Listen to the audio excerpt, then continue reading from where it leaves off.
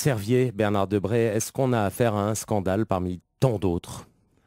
Ah ben c'est le scandale parmi les scandales. C'est absolument épouvantable. C'est d'abord un laboratoire qui a triché, un médecin, le docteur Servier, qui a mis son intérêt économique avant l'intérêt des patients. C'est une honte absolue.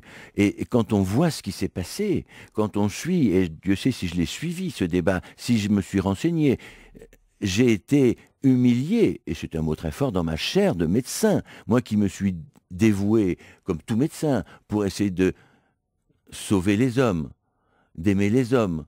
Je me dévoue et on s'aperçoit qu'il y a une espèce de criminel qui va mettre sur le marché un médicament qui n'a aucun effet, qui le savait, qui a truqué les expérimentations, qui a acheté les experts.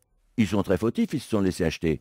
Et qui a triché dans l'information aux médecins. Mais c'est une honte absolue. Je vous dis, je suis très peiné. Il y en a d'autres. Comment est-ce que l'État peut réagir à ça? C'est-à-dire à la puissance financière des laboratoires pharmaceutiques?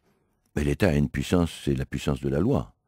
Et il faut l'appliquer. On voit le résultat. Mais non, mais on voit le résultat, c'est qu'elle n'était pas bonne. On a cru, en toute sincérité, qu'elle était suffisante. Et puis on s'est aperçu, parce qu'on n'a pas évalué ces agences, que ce soit l'Agence française de sécurité sanitaire, la Haute Autorité de santé et autres, il y avait des experts, mais on a ce défaut en France de multiplier les agences, de multiplier les commissions, les sous-commissions, les sous-sous-commissions, 1200, 1300, 1500 experts, on ne vérifie pas qui ils sont, et on s'aperçoit à ce moment-là que tout tourne en rond, qu'il ne sort rien, et que tous les lobbies peuvent s'exercer. Il faut absolument que dans ces agences, revoir le contour de ces agences, mais surtout interdire les conflits d'intérêts.